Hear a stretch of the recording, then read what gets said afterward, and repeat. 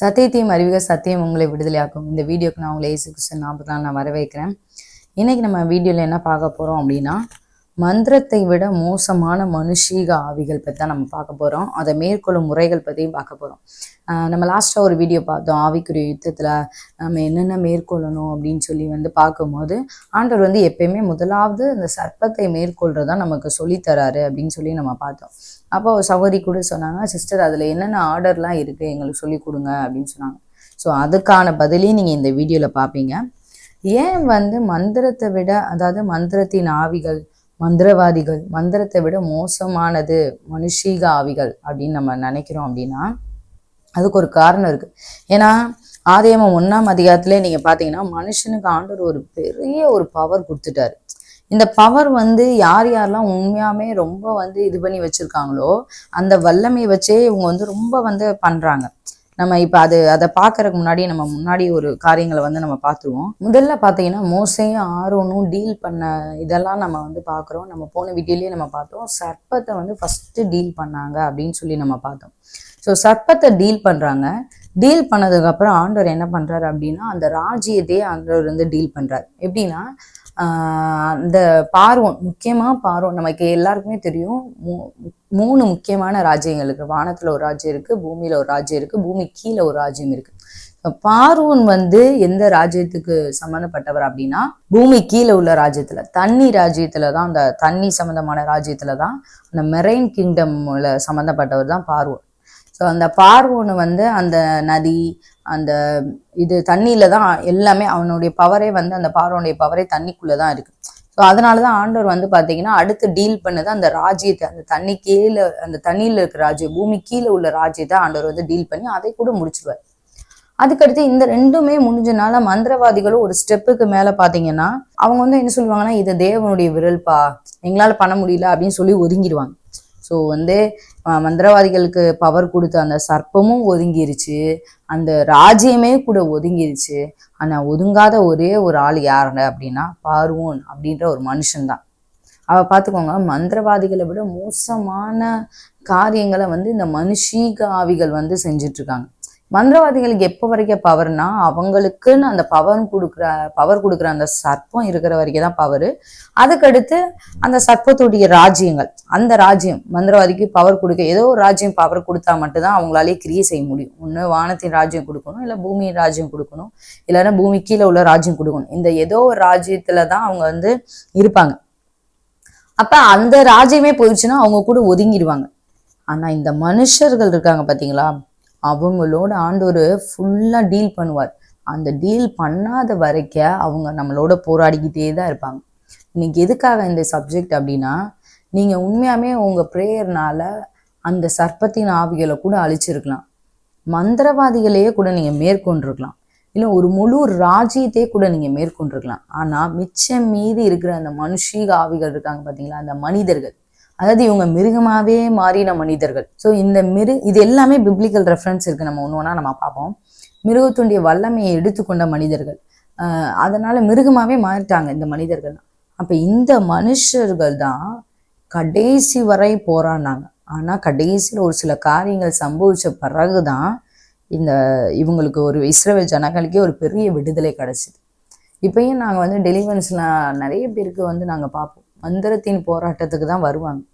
ஆனா அந்த போராட்டத்துக்கு வரும்போது பாத்தீங்கன்னா, முதல்ல அதான் நாங்க சொன்ன மாதிரி இந்த ஆர்டர் தான். எப்படினாலும் அந்த ஒரு சர்ப்பம் அவங்களுக்குள்ள இருக்கும். சரி, ஓகே, சர்ப்பத்தை மேற்கொள்ளலாம் அப்படின்னு சொல்லி மேற்கொண்டுருவோம். அடுத்து அந்த மந்திரவாதியை பிடிப்போம். இவங்களுக்கு யார் மந்திரம் வச்சாங்களோ அந்த மந்திரவாதியை நாங்க பிடிப்போம். ஸோ அந்த மந்திரவாதி கூட ஒரு ஸ்டேஜுக்கு அப்புறம் ஒதுங்கிடுவான். ஓகே, என்னால முடியல, அதாவது அவ்வளவுதான். ஏன்னா அவனுக்கு பவர் கொடுக்கறதே அந்த சர்ப்பம் தான். ஸோ அந்த சர்ப்பமே இல்லாத போது அவன் ஒன்றும் பண்ண முடியாது அப்படின்னு சொல்லி ஒதுங்கிடுவான்.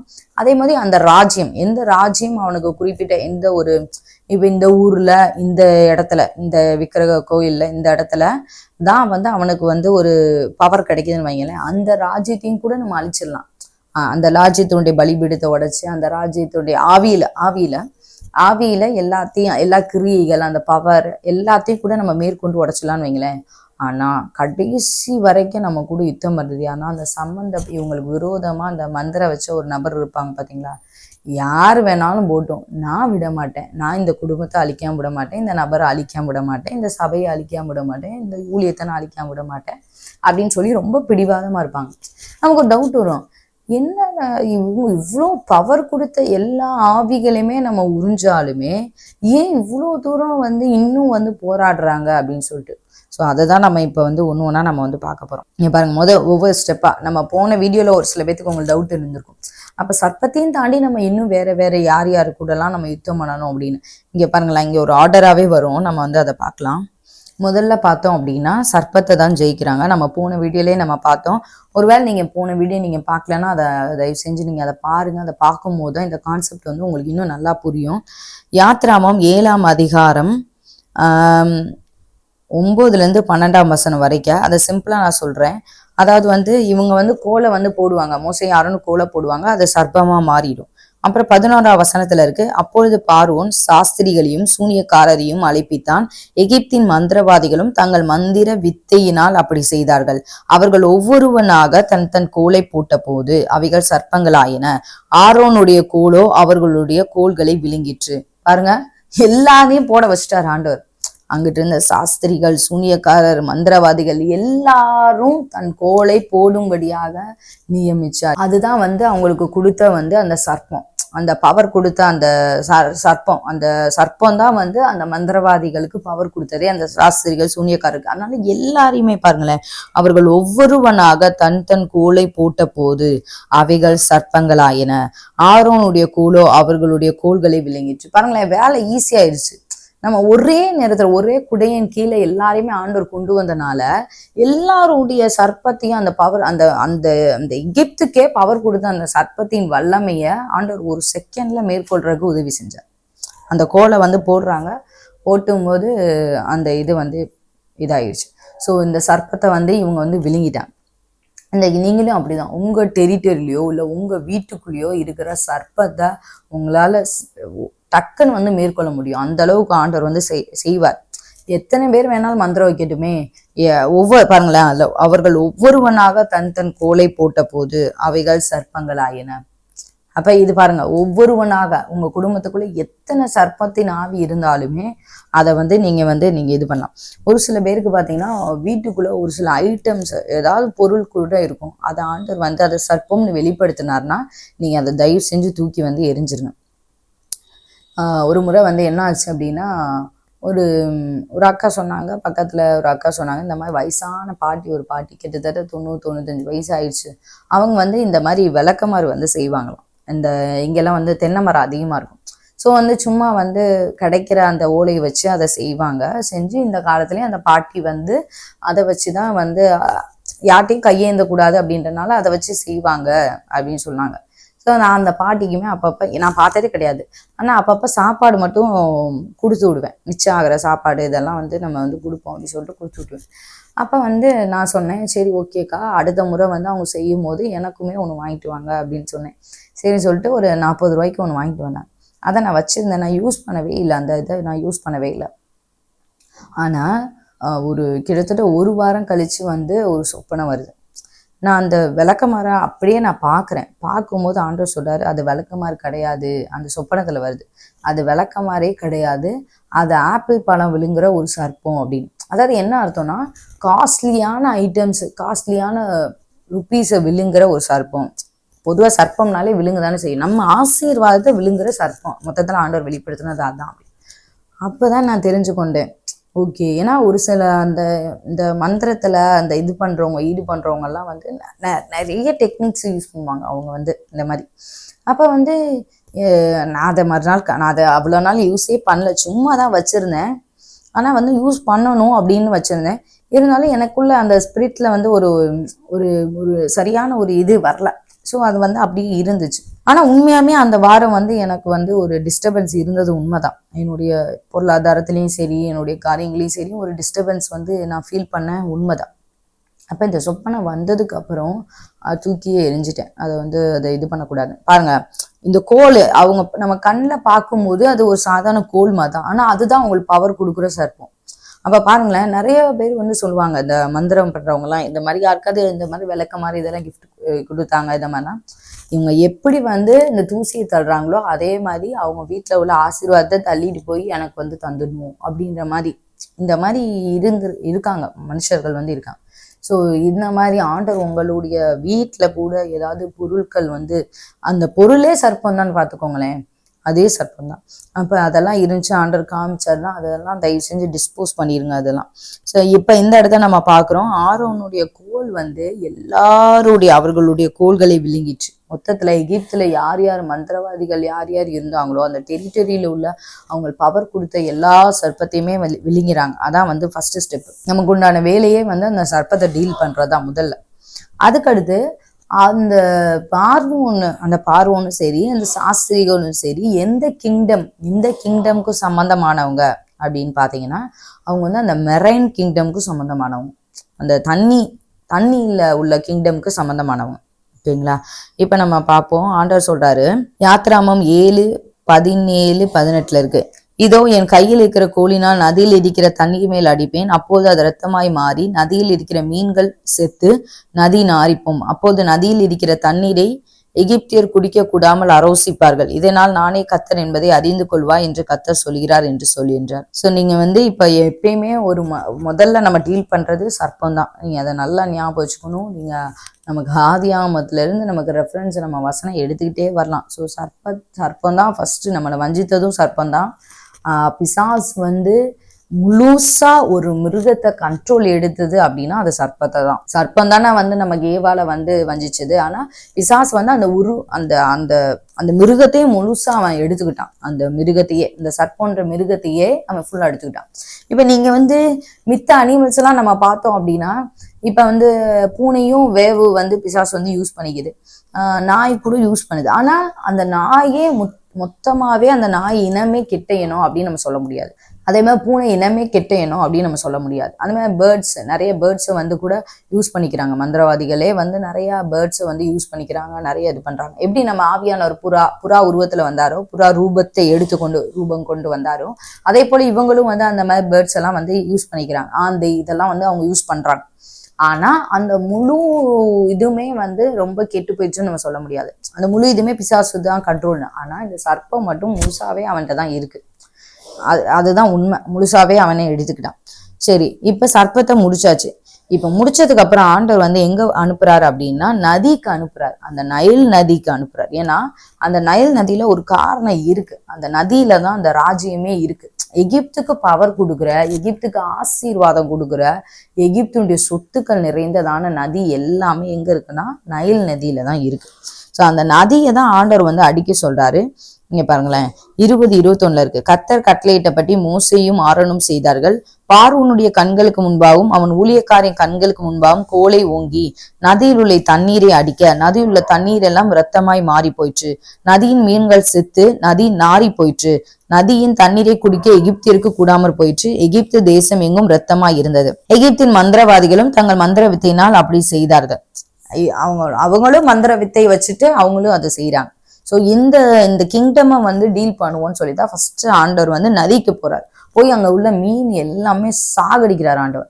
இந்த மீன் நீங்க வந்து நிறைய பேருக்கு தெரிஞ்சிருக்கும், மெரைன் கிங்டம்னாலே அந்த மெர்மெய்டு ஆவிகள் தான். அந்த நம்ம எல்லாம் பார்த்துருப்போம், இந்த மெர்மெய்டு உருவத்துல வந்து இது பண்ண இதெல்லாம்.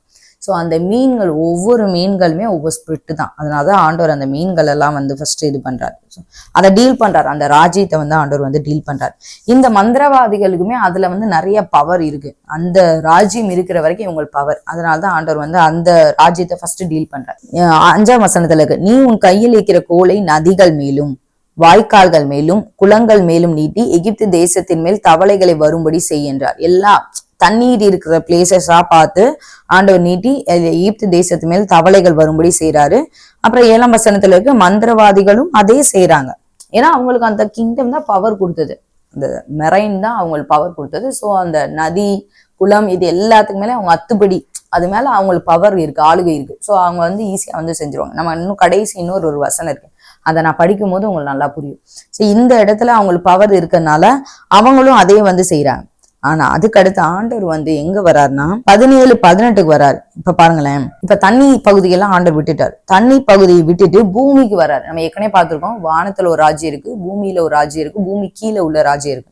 ஸோ பார்வனுக்கு முழுசா பவர் கொடுத்தது, எகிப்துக்கு முழுசா பவர் கொடுத்தது, எகிப்தின் மந்திரவாதிகளுக்கு முழுசா பவர் கொடுத்தது எல்லாமே பூமி கீழே உள்ள ராஜ்யம் தான். ஓகேங்களா? ஒரு விசுவாசியா நம்ம வந்து இதெல்லாம் தெரிஞ்சு வச்சிருக்கணும். ஏன் அப்படின்னா ஆதியாகமம் 1:26 ஆண்டவர் சொல்லிட்டாரு, நமக்கு வந்து 3 ராஜ்யத்து மேலுமே நமக்கு பவர் இருக்கு. ஒரு மனுஷனாகிய நம்மளுக்கு ஆண்டவர் வந்து 3 ராஜ்யத்து மேலேயுமே பவர் கொடுத்திருக்காரு. பின்பு தேவன் நமது சாயலாகவும் நமது ரூபத்தின்படியும் மனுஷனை உண்டாக்குவோமாக, அவர்கள் சமுத்திரத்தின் மச்சங்களையும் ஆகாயத்து பறவைகளையும் மிருக ஜீவன்களையும் பூமி அனைத்தையும் பூமியின் மேல் ஊறும் சகல பிராணிகளையும் ஆளக்கடவர்கள் என்றார். பாருங்களேன், 3 ராஜ்யத்து மேலேயும் நமக்கு வந்து ஆண்டவர் வந்து பவர் கொடுத்திருக்காரு. இப்ப ஆண்டவர் தண்ணி ராஜ்யத்தை, அந்த பூமி கீழே உள்ளத தண்ணி ராஜ்யத்தை ஆண்டவர் முடிச்சிட்டாரு. அந்த ராஜ்யத்தை டீல் பண்ணி முடிச்சதுக்கு அப்புறம், ஏன்னா இனிமே அதுக்கப்புறம் அதுக்கு பவர் கிடையாது, அதை முடிச்சதுக்கு அப்புறம் தான் ஆண்டவர் வந்து பூமிக்கு வர்றாரு. இந்த பூமியில தான் 16ஆம் வசனத்துல கோலை நீட்டி பூமியின் புழுதி மேல் அடி. மந்திரவாதிகளுக்கும் நம்மளுக்கும் இருக்கிற பவர் இந்த இடத்துல ஆண்டவர் காமிக்கிறார் பாருங்க. அவன் ஒரு ராஜ்யத்துலதான் அவனுக்கு பவர் இருந்துச்சு. அதனால அந்த தண்ணி ராஜ்யத்தை அவன் இது பண்ண வரீங்க. அவனும் வந்து தவளையை உற்பத்தி பண்ணான். அவனும் வந்து ஃபர்ஸ்ட் என்ன வந்துச்சு, அவனும் வந்து அந்த மீனெல்லாம் வந்து சாகிறதுக்கு அவனாவே செஞ்சான். அந்த தண்ணீரை ரத்தமா மாத்தின மாதிரி அவனும், ஏன்னா அவனுக்கு அந்த ராஜ்யத்துல பவர் இருக்கு, அதனால அவனும் செஞ்சான். ஆனா பூமிக்கு வந்ததுக்கு அப்புறம் பூமியின் புழுதியை பார்த்து ஆண்டவர் அடிக்க சொல்றாரு. 18ஆம் வசனத்துல இருக்கு, மந்திரவாதிகளும் தங்கள் மந்திர வித்தையினால் பேன்களை பிறப்பிக்கும்படி பிரயத்தனம் செய்தார்கள், செய்தும் அவர்களால் கூடாமற் போயிற்று. 19ஆம் வசனம், அப்போது மந்திரவாதிகள் பார்வோனை நோக்கி இது தேவனுடைய விரல் என்றார்கள். பாருங்களேன், மந்திரவாதிகள் ஒதுங்கிட்டாங்க. ஏன்னா பூமியின் மேல அவங்களுக்கு அந்த பவரே கிடையாது. அவங்க பர்டிகுலர் அந்த எகிப்தின் மந்திரவாதிகளுக்கு அந்த பூமியின் மேல பவரே இல்லை. அதனால அவங்க வந்து அந்த தண்ணியில சம்பந்தமான இதெல்லாம் முடிஞ்சதுக்கு அப்புறமே இப்பவே பேக் அடிச்சிட்டாங்க. அந்த பேன்கள் ஆண்டவர் பூமியின் புழுதி மேல அடின்னு சொல்றாரு. 16ஆம் வசனத்துல உன் கோலை நீட்டி பூமியின் புழுதி மேல அடி அப்படின்னு சொல்றாரு. நீ புழுதியை நீ தொடும்போது அந்த பேனா மாறும் அப்படின்னு சொல்றாரு. ஸோ அந்த பூமி ராஜ்யத்துக்கு வரும்போதே மந்திரவாதிகள் ஒதுங்கிறாங்க. இப்ப 2 சர்ப்பத்தை ஃபர்ஸ்டே விழுங்கியாச்சு. ஆரோனுடைய கோள்கள் வந்து விழுங்கிருச்சு, முடிஞ்சு, அந்த சாப்டர் முடிச்சு. அடுத்த 2வது ஆண்டவர் வந்து அந்த தண்ணி ராஜ்யத்தை, பூமி கீழே உள்ள ராஜ்யத்தை ஆண்டவர் டீல் பண்றாரு. ஸோ அந்த சாப்டர் வந்து முடிஞ்சு. 3வது மந்திரவாதிகள் பாக்குறாங்க, அடுத்து அவங்க ட்ரை பண்றாங்க, சரி நம்ம இந்த பூமியின் ராஜ்யத்திலையும் நம்ம வந்து கண்ட்ரோல் எடுத்து ஏதாவது பவர் எடுத்து நம்ம பண்ணுவோம் ட்ரை பண்றாங்க. ஆனா முடியல. ஸோ பிரயத்தனம் பண்றாங்க, ஆனா வந்து செய்தும் அவர்களால் கூடாமற் போயிடுச்சு. அப்ப மந்திரவாதி சொல்றாங்க இது தேவனுடைய விரல் அப்படின்னு சொல்லி ஒதுங்கிட்டாங்க.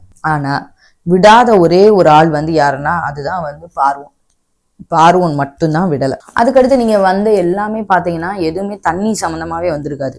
வண்டு, கொள்ளை நோய், கல்மலை, வானத்துல இருந்து வந்த கல்மலை, இப்படியாதான் இருக்கும். இது எதுவுமே வந்து தண்ணி நீர் சம்பந்தமா வந்து அதுக்கடுத்து வந்திருக்காது. ஸோ மந்திரவாதிகள் தெரிஞ்சிச்சு, நம்ம நீர்ல செய்யற வரைக்கும் வேணா நம்ம கொஞ்சம் பவர் எடுத்து பண்ணலாம், அதுக்கடுத்து நம்மளால ஒண்ணுமே செய்ய முடியாது அப்படின்றது மந்திரவாதிகள் தெரிஞ்சிச்சு. அதனால மந்திரவாதிகளுமே ஒதுங்கிட்டாங்க. இப்ப நீங்க உங்களுடைய லைஃப்ல இப்படிதான் நடக்கும். நீங்க வந்து எனக்கு ஏன் இவ்வளவு போராட்டம் இருக்கு, நான் ஜெபிச்சுட்டே இருக்கேன், ஏன் இவ்வளவு போராட்டம் இருக்கு, எவ்வளவு ஆவிகளை தான் நான் மேற்கொள்றது அப்படின்ற கொஸ்டின்ஸ்க்கு தான் ஆண்டவர் இன்றைக்கு பதில் தர்றாரு. மந்திரவாதிக்கு பவர் கொடுக்கறது ஒரு சர்ப்பம். இந்த சர்ப்பம் எங்க பிலாங்கா இருக்குன்னா அந்த ஒரு சர்ப்பத்தின் ராஜ்யத்துக்கு தான் வந்து அது சொந்தமானது. அந்த ஒரு ராஜ்யத்துக்கு வந்து இதாகுது. ஸோ மந்திரவாதிக்கு பின்னாடி சர்ப்பமும் இருக்கு, ஒரு ராஜ்யமும் இருக்கு. இது எல்லாத்தையுமே ஆண்டவர் அழித்தும் மிருகமாவே மாறின அந்த பார்வோனுக்கு வந்து இன்னும் வந்து விடணும்னு அவனுக்கு வந்து வரல. நம்ம ஒரு வசனம் வாசிக்கலாம். எசேக்கியேல் 29ஆம் அதிகாரம் 3ஆம் வசனம். கர்த்தராகிய ஆண்டவர் சொல்லுகிறார், எகிப்தின் ராஜாவாகிய பார்வோனே, நீ உன் நதிகளின் நடுவிலே படுத்துக்கொண்டு என் நதி என்னுடையது, நான் அதை எனக்காக உண்டு பண்ணினேன் என்று சொல்லுகிற பெரிய முதலையே, இதோ நான் உனக்கு விரோதமாய் வந்து. பாருங்களேன், ராஜாவாகிய பார்வோனுக்கு விரோதமா தான் ஆண்டவர் பேசுறாரு. ஆனா பெரிய முதலையே அப்படின்னு சொல்றாரு. பாருங்க, அப்ப முதலை கூடிய பவரை வந்து அவன் எடுத்துக்கிறான், மிருகமாவே மாறிட்டான் அவன். முதல்ல எப்படி ஒரு முதலையை பார்த்தா நம்ம எப்படி பயப்படுவோம்? யாருமே சாதாரணமா நீங்க நினைச்சு பாருங்களேன், ஒரு முதலையை பார்த்தா நம்ம எப்படி பயப்படுவோம்? ரொம்ப வந்து பயப்படுவோம். ஸோ இவங்கெல்லாம் வந்து என்ன பண்றாங்க அப்படின்னா அந்த ஏதோ ஒரு மிருகத்தூண்டிய பவரை வந்து அவங்க வந்து வாங்கிக்கிறாங்க. அந்த அளவுக்கு அந்த மனுஷர்களை நம்ம பார்க்கும்போதே நமக்குள்ள ஒரு மாதிரி பயம் வந்துடும். ஏன் அப்படின்னா ஏதோ ஒரு மிருகத்துண்டிய பவரை வந்து அவங்க வச்சுக்குவாங்க. அவங்க முன்னாடியே அந்த ராஜ்யத்திட்ட அந்த மந்திரவாதிகிட்ட வாங்கின அந்த பவர் தான் அது. ஸோ அந்த முதலையினுடைய பவரை வந்து இவன் வந்து எடுத்துக்கிட்டான். ஸோ இன்னும் ஆண்டவர் வந்து இவன்கிட்ட இன்னும் டீல் பண்ணணும். இவன்கிட்ட டீல் பண்ணாத வரைக்கும் அவன் முதலமா தான் இருப்பான். நம்ம அந்த மனுஷனை பார்க்கும்போது நமக்கு தேவையில்லாத ஒரு பயம் வர்றது ஏன் காரணம் அப்படின்னா, பிசிக்கலா நீங்க அந்த மனுஷனை பாக்குறீங்க, அவன் ஸ்பிரிச்சுவலா பார்க்கும்போது அவன் முதலமா தான் இருப்பான். ஸோ நமக்கு எப்படி நம்ம வீட்டுக்குள்ள ஒரு முதல்ல வந்துச்சுன்னா நம்ம யாராச்சும் சும்மா சாதாரணமா இருப்போமா? கண்டிப்பா பயந்துருவோம். ஏன்னா முதல்ல வந்து அப்படியே விழுங்கக்கூடிய ஒரு தன்மை உள்ளது. ஸோ விழுங்கக்கூடிய தன்மை உள்ளது. அந்த மாதிரி நிறைய மனிதர்கள் புலியாவே மாறிட்டாங்க. நிறைய மனிதர்கள் நிஜத்துல பாத்தீங்கன்னா அவங்க சாதாரண மனுஷரா இருப்பாங்க. ஆனா ஸ்பிரிச்சுவல் வேர்ல்ட்ல பாத்தீங்கன்னா அவங்க ஒரு புலியை பார்த்து நம்ம எப்படி பயப்படுவோமோ, புலி எப்படி பிறண்டுமோ அந்த மாதிரிலாம் அந்த மனுஷர்கள் வந்து இருப்பாங்க. ஒரு சில மனிதர்கள் பார்த்தீங்கன்னா நாயாவே மாறிட்டாங்க. நாய்கள் நம்ம சங்கீதம் 22 நம்ம படிப்போம். நாய்கள் என்னை சூழ்ந்திருக்கிறது, பொல்லாதவர்களின் கூட்டம் என்னை வளைந்து கொண்டது. ஏன் தாவீதுராஜ் அப்படி சொல்றாருன்னா, அது பொல்லாத மனுஷர்கள் தான் அவரை சூழ்ந்திருக்காங்க. ஆனா அவங்க குணம் பார்த்தீங்கன்னா நாய் குணம். அந்த நாய் மிருகத்துடைய குணத்தை இவங்க தனக்கு வச்சுட்டாங்க. மிருகமாவே மாறின மனிதர்கள். அப்ப நீங்க பிசிக்கலா பார்க்கும்போது இந்த மனுஷங்க சாதாரண மனுஷங்களா இருப்பாங்க. ஆனா பாத்தீங்கன்னா ஸ்பிரிச்சுவல் வேர்ல்ட்ல பார்க்கும்போது அந்த மனிதர் வந்து நாயாவே இருப்பாங்க. எப்பயுமே நம்மளை சுத்தி ஒரு நாய் இருந்தா எப்படி இருக்கும்? அப்படி பல்ல கடிச்சிட்டு ஒரு மாதிரி நம்ம வந்து ஒரு மாதிரி திடுக்குன்னு பயந்துருவோம். நம்ம ரோட்லயே சில நேரம் எங்க தெருலயே பாத்தீங்கன்னா ரொம்ப கேர்ஃபுல்லா தான் நடந்து போற மாதிரி இருக்கும். திடீர்னு எங்கேயாவது இருந்து 2-3 நாய் வந்துடும். ஸோ அந்த மாதிரி நம்ம வந்து ரொம்ப கேர்ஃபுல்லா தான் நம்ம இருக்கிற மாதிரி இருக்கும். அப்ப அந்த மாதிரி நாய் குணம் வந்து ஒரு சில மனிதர்கள் வந்து இருக்கு. இன்னும் நிறைய குணங்கள் நம்ம சொல்லலாம். நிறைய மனிதர்கள் பூனையாவே மாறிட்டாங்க. ஆனா பாத்தீங்கன்னா அவங்க வந்து அந்த பூனையுடைய உருவத்தை, அந்த பூனையினுடைய பவரை அவங்க பெற்றுக்கொண்டிருக்காங்க. யார் வீட்டுக்கு வேணாலும், யார் வீட்டை சுத்தி வேணாலும் அவங்க உலா வர்ற அளவுக்கு அவங்க பவர் வாங்கிட்டாங்க. இந்த மாதிரி பிசாசுடைய ராஜ்யத்துல போய் பவர் வாங்கிட்டாங்க. பவர் வாங்கிட்டு பூனை மாதிரியே உலா வந்து இங்க என்ன நடக்குது, என்ன இது பண்ணுது அப்படின்னு சொல்லி பாக்குற மனிதர். ஸோ இப்ப பார்வோன் வந்து என்னவா மாறிட்டார்னா, மொத்தத்துல அவர் வந்து முதலையாவே மாறிட்டார். ஸோ இந்த முதலை கையில இருந்து இந்த இஸ்ரவேல் ஜனங்கள் தப்பிக்கணும்னா அவ்வளோ சீக்கிரம் முடியாது அப்படின்றத தான் ஆண்டவர் வந்து காமிக்கிறார். அப்ப இந்த இடத்துல வந்து இங்க பாருங்களேன், ஆண்டவர் வந்து என்ன செய்யறாரு அப்படின்னா, வேணும்னே பார்வோனுடைய இருதயத்தையும் கடினப்படுத்துவார். ஏன் அப்படின்னா ஆண்டவர் வந்து கடைசியில வந்து இங்க பாருங்க, யாத்திராமம் 10ஆம் அதிகாரம் 2ஆம் வசனத்துல இருக்கு. ஆண்டவர் வந்து மோசேட்ட சொல்றார், நீ இப்போ அவர்கள் நடுவே நான் இந்த அடையாளங்களை செய்யும்படிக்கும் நான் எகிப்திலே நடப்பித்ததையும் நான் அவர்களுக்கு செய்த என் அடையாளங்களையும் நீ உன் பிள்ளைகளின் செவிகள் கேட்கவும் உன் பிள்ளைகளுடைய பிள்ளைகளின் செவிகள் கேட்கும் விவரித்து சொல்லும்படிக்கும் நானே கர்த்தர் என்பதை நீங்கள் அறியும்படிக்கும் நான் அவன் இருதயத்தையும் அவன் ஊழியக்காரின் இருதயத்தையும் கடினப்படுத்தினேன் என்றார். பாருங்களேன், நீ வந்து ஜென்ரேஷனா நீ வந்து என்னைய பத்தி நீ சொல்லணும், நீயே அறிஞ்சுக்கணும். என் வல்லமை என்னன்றத நீயே அறிஞ்சுக்கணும் மோசே அப்படின்னு சொல்றாரு ஆண்டவர். நீங்க நம்மளை பார்த்தா ஆண்டவர் சொல்றாரு. ஆண்டவருக்கு எவ்வளவு பெரிய வல்லமை இருக்குன்னு நம்ம அறியணும். நம்ம அடுத்தடுத்த சந்ததிகளுக்கு நம்ம அதை சொல்லி கொடுக்கணும். அதுக்காக தான் சில நேரம் அந்த மனிதர்களை வந்து ஆண்டவர் கடினப்படுத்துறார். அப்படியே மோசையும் ஆரனும் பார்வோன் விடுதல் வந்து, உன்னை தாழ்த்த நீ எது வரைக்கும் மனதில்லாது இருப்பாய், என் சமூகத்தில் எனக்கு ஆராதனை செய்ய என் ஜனங்களை போக விடு. நீங்க ஏன் ஆண்டவர் வந்து ஒரு சில நேரம் எங்களுக்கு சில நேரம் ஆண்டவர் வந்து சர்ப்பத்திட்ட ஈஸியா டீல் பண்ணிடுவாரு. சர்ப்பத்தை போட்டு வெட்டி தூக்கி போட்டு போயிட்டே இருங்கன்னு அப்படின்னு. டெலிவரன்ஸ் அப்பெல்லாம் பார்த்தோம் அப்படின்னா சர்ப்பத்தை வந்து ஆண்டவர் பெருசா வந்து, ஏன்னா அவன் வந்து ஏற்கனவே அவன் ஜட்ஜ்மெண்ட் வாங்கினவன், அவன் ஏற்கனவே கீழே தள்ளப்பட்ட தூதர்கள். ஸோ வந்து அவன் ஏற்கனவே ஜட்ஜ்மெண்ட் வாங்கினவன். ஆண்டவர் அவன்கிட்ட டீல் பண்ணவே தேவையில்லை. ஆண்டவர் நமக்கே பவர் கொடுத்துட்டார், சர்ப்பங்களையும் தேர்களையும் மிதிக்க பவர் கொடுத்துட்டேன்னு சொல்லிட்டு ஆண்டவர் வந்து பவர் ஊழியக்காரங்களை வச்சே அழிச்சிருவாரு, இல்லை விசுவாசிகளை வச்சே அழிச்சிருவாரு. இதை யாரு சம்மந்தப்பட்டு வராங்களோ அவங்கள வச்சு சர்ப்பத்தை அழிச்சிருவார். அந்த மேட்ரு முடிஞ்சு. அதுக்கடுத்து அந்த ராஜ்யம், அந்த எந்த ராஜ்யத்துல இருந்து வந்துச்சோ அந்த ராஜ்யத்துல உள்ள எல்லா ஆவியும், அந்த மீன்கள்னா என்ன, அந்த குட்டி பிசாசுகள் எல்லா எல்லா எல்லா எல்லா ஆவிகளையும் ஆண்டவர் அழிச்சிருவார். இப்ப ஏசேபேலுக்கு துணை போன அந்த 450 தீர்க்கதரிசிகள் பாத்தீங்களா, அந்த மாதிரி எல்லாரையும் ஆண்டவர் அழிச்சிருவார். இது எல்லாமே இல்லாட்டினாலே மந்திரவாதிகள் வந்து பேக் அடிச்சிருவாங்க. ஒரு விசுவாச வாழ்க்கையில நான் சொல்றேன், இது எல்லாமே. ஏன்னா அவனுக்கு பவர் கொடுத்ததே சர்ப்பமும் அந்த ராஜ்யமும் தான். அந்த ரெண்டுமே இல்லாட்டினா அந்த மந்திரவாதி என்ன செய்வான்? ஸோ அவங்களே பேக் அடிச்சுடுவாங்க, ஒரு லிமிட்டுக்கு மேல வரமாட்டான். ஆனா இந்த மனுஷீக ஆவிகளுக்கு மட்டும் ஆண்டவர் தான் டீல் பண்ணணும். ஆண்டவரே தான் டீல் பண்ணுவாரு. ஆண்டவர் டீல் பண்ற வரைக்கும் நம்மளும் பொறுமையா இருக்கணும். இங்க பாருங்க, எல்லாமே போயும் இந்த பார்வோன் வந்து மோசையும் ஆரோனும் கேக்குறாங்க, உன்னை தாழ்த்த நீ எது வரைக்கும் மனதில்லாது இருப்பாய், நீ எவ்வளவு தூரம் நீ இப்படியே இருப்ப, எவ்வளவு தூரம் தான் நீ இப்படியே பண்ணுவ அப்படின்ற அந்த இது கேட்பாங்க.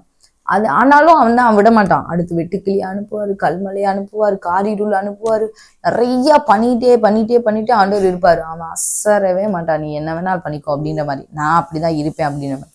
இன்னைக்கு உங்க வாழ்க்கையிலும் நிறைய பேர் உங்களுக்கு விரோதமா அப்படிதான் இருப்பாங்க, அசரவே மாட்டாங்க. அவங்க எல்லாம் மனுஷீக ஆவிகள். மந்திரத்தை விட மோசமானவங்க தான் இந்த மனுஷீக ஆவிகள். மிருகமாவே மாறினவங்க தான் இந்த மனுஷீக ஆவிகள். எப்படி பார்வோன் முதலையாவே மாறிட்டான், அதே போல அநேகர் இன்றைக்கு சர்ப்பமாவே மாறிட்டாங்க, அநேகர் சிங்கமாவே மாறிட்டாங்க, அநேகர் புலியாவே மாறிட்டாங்க, அநேகர் நாயாவே மாறிட்டாங்க. அந்த மாதிரி இருக்கிற மனுஷீக ஆவிகள். கடைசியா வந்து கர்த்தர் என்ன பண்றாரு அப்படின்னா, ஆண்டவர் வந்து அவனுடைய பர்சனல் வாழ்க்கையில ஒரு இதை தொடுறாரு. நேபுகாத் நேச்சாருமே மாடாவே மாறினார்ல.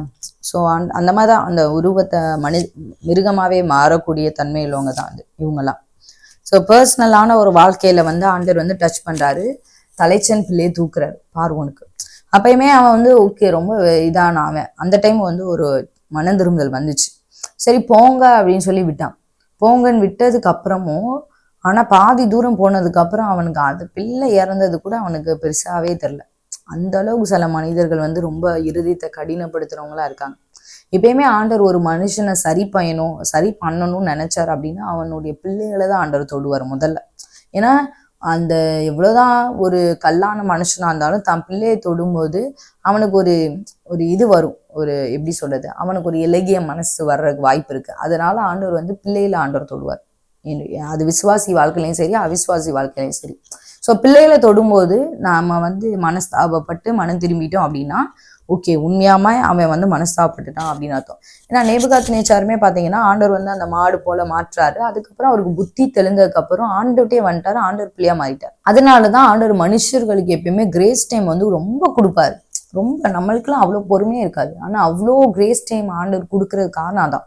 சரி, ஒருவேளை பார்வோன் கூட மனம் திரும்பிடலாம், பார்வோனே மனம் திரும்பலாம். நேபுகாத் நேச்சர் எப்படி சொன்னாரோ அந்த மாதிரி வந்து பார்வோனே வந்து மனம் திரும்பலாம் அப்படின்னு சொல்லிட்டு. ஏன்னா இந்த பார்வோன் தான் இவ்வளோ கடினம். நம்ம யோசேப்பு காலத்துல ஒரு பார்வோன் ராஜா இருந்திருப்பாரு பாத்தீங்களா, அவர் கூட இவ்வளோ கடினமாலாம் இல்லை. அவர் வந்து யோசேப்பை வந்து உயர்த்தும் போதே சொல்லுவாரு, ஓகே இப்போ ஏற்பட்ட தேவர்களுடைய ஆவி வந்து உனக்குள்ள இருக்கு அப்படின்னு சொல்லி அந்த ரெகக்னைஸ் பண்றாரு. இவன் வணங்குற தெய்வம் வந்து ரொம்ப ஒரு பவர்ஃபுல்லானது அப்படின்னு சொல்லிட்டு ரெகக்னைஸ் பண்றாரு அந்த அப்ப இருந்த பார்வோன். ஆனா இப்ப இந்த இஸ்ரவேல் ஜனங்களை ஆளுகிற பார்வோன் வந்து அந்த மாதிரிலாம் கிடையாது.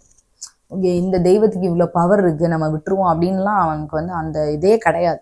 ஸோ அதனாலதான் கடைசி ஆண்டவர் என்ன பண்றாருன்னா, எந்த ராஜ்யத்துல அவனுக்கு வல்லமை இருந்துச்சுனோ அதே ராஜ்யத்தை வச்சு அழிக்கிறார்.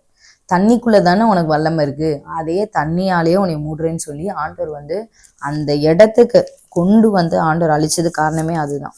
இங்க பாருங்களேன், யாத்திராமம் 14ஆம் அதிகாரம் 27, 28, 29 இருக்கு. அப்படியே மோசே தன் கையை சமுத்திரத்தின் மேல் நீட்டினான். விடியற் காலத்தில் சமுத்திரம் பலமாய் திரும்பி வந்தது.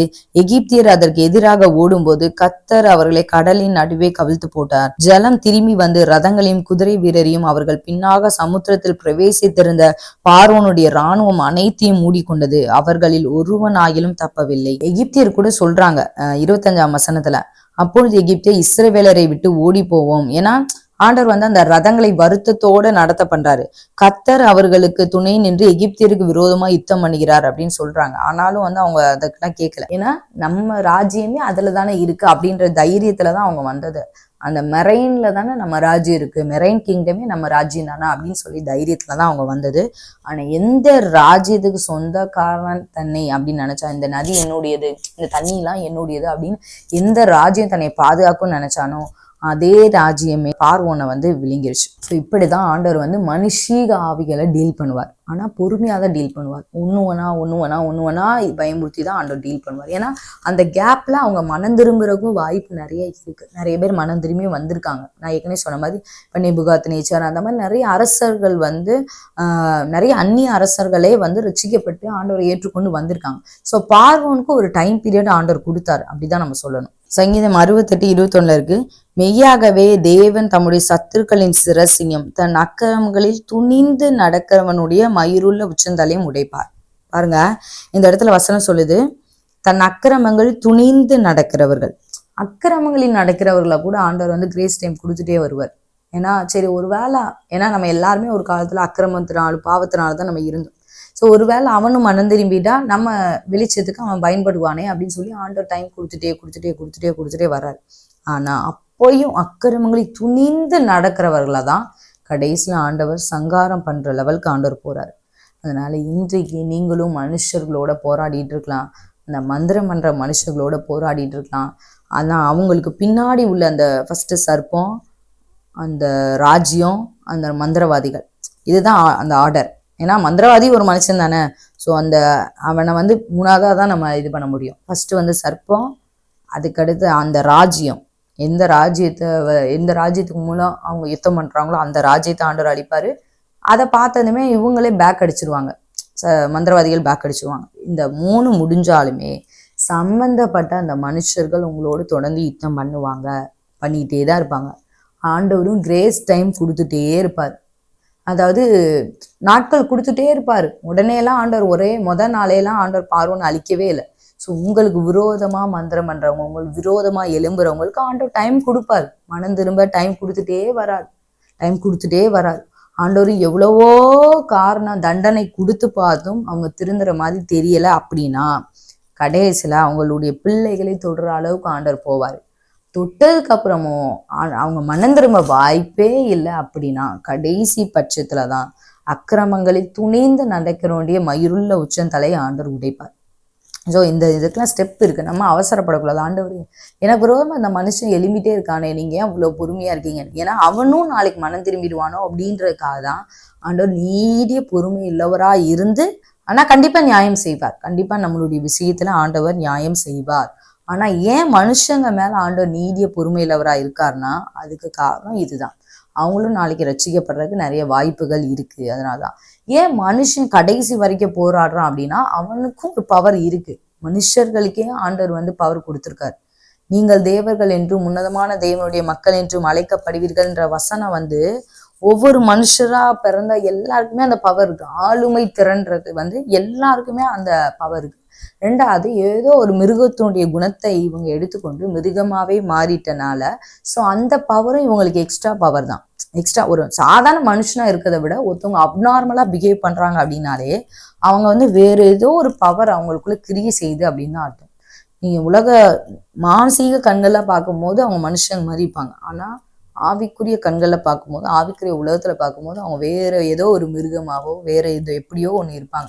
அதனாலதான் அவங்களுக்கு எக்ஸ்ட்ரா பவருக்கு மாதிரி என்னை யார் என்ன செய்ய முடியும் அப்படின்ற மாதிரி ரொம்ப அவங்க ஒரு சில பேர் திமிரா ஆணவமா நடந்து கொள்ற காரணம் வந்து அதுதான். அதனால இன்றைக்கு இந்த சத்தியத்தை நீங்க புரிஞ்சு கொண்டீங்க. ஆண்டவர் உங்க வாழ்க்கையில இத்தனை காரியங்களை டீல் பண்ணுவார். உங்களையும் சில காரியங்கள் டீல் பண்ண வைப்பார். ஏன்னா மோசேயும் ஆரோனும் சேர்ந்தே வந்து அந்த சர்ப்பங்களை வந்து விழுங்கிட்டாங்க. அந்த ராஜ்யத்தை ஆண்டவர் டீல் பண்ணார். சில விஷயங்கள் ஆண்டவரே டைரக்டா டீல் பண்ணுவார். சில விஷயங்கள் நம்மளை டீல் பண்ண வைப்பார். நம்மளை அவங்களோட யுத்தம் பண்ண வைப்பார். அது வரைக்கும் நம்ம ஒப்பு கொடுத்து பொறுமையா இருந்து நம்ம செஞ்சோம் அப்படின்னா நிச்சயமா இந்த யுத்தத்துல நமக்கு ஜெயம் கிடைக்கும். ஜெயம் கிடைக்கிறது மட்டும் இல்லாம இஸ்ரவேல் ஜனங்கள் எப்படி வெளியே வரும்போது பொண்ணு வெள்ளி வஸ்திரங்களை கேட்டு வாங்கிட்டு வந்தாங்களோ, ஏன்னா கொடுத்தவங்க எல்லாருமே ரொம்ப தான தர்மமா கொடுக்கல. ஒவ்வொருத்தர் வீட்லயுமே ஒரு சங்காரம் நடந்தது, ஒவ்வொருத்தர் வீட்லயுமே ஒரு இழப்பு நடந்தது. அந்த இழப்பின் மத்தியிலையும் தூக்கி கொடுத்தாங்கன்னா ஆண்டவர் பயமுறுத்துறாரு. இப்படி லாபான்ட்ட போய் ஆண்டவர் பயமுறுத்தினாரோ, யாக்கோப்ட நீ நன்மையே அன்றி தீமை ஒன்றும் பேசாதபடிக்கு எச்சரிக்கையா இருன்னு ஆண்டவர் பயமுறுத்தினாரோ, எகிப்தியரை எல்லாரையும் பயமுறுத்த போய் தான் அவங்க அத்தனை சொத்துக்களையும் கொடுக்குறாங்க. ஸோ இந்த போராட்டம் வந்து ரொம்ப நாளா போயிட்டு இருக்கேன்னு கவலைப்படாதீங்க. முடிவுல ஒரு ஜெயத்தையும் நீங்க பெற்றுக்கொள்வீங்க. நீங்கள் இழந்த பணம் பொருள் ஆஸ்தி எல்லாத்தையுமே நீங்க பெற்றுக்கொள்வீங்க. ஸோ இந்த வீடியோ மூலமா ஆண்டவர் உங்கள்கிட்ட பேசியிருப்பாரு அப்படின்னு நாங்க விசுவாசிக்கிறோம். சத்தியத்தை நம்ம அறிந்து கொள்ளும்போது, ஒவ்வொரு சத்தியத்தை அறிந்து கொள்ளும்போது அந்த சத்தியம் நமக்கு பெரிய விடுதலை தரும். இன்னொரு வீடியோல வந்து உங்களை சந்திக்கிறோம். கர்த்தர் தாமே உங்களை ஆசீர்வதிப்பாராக.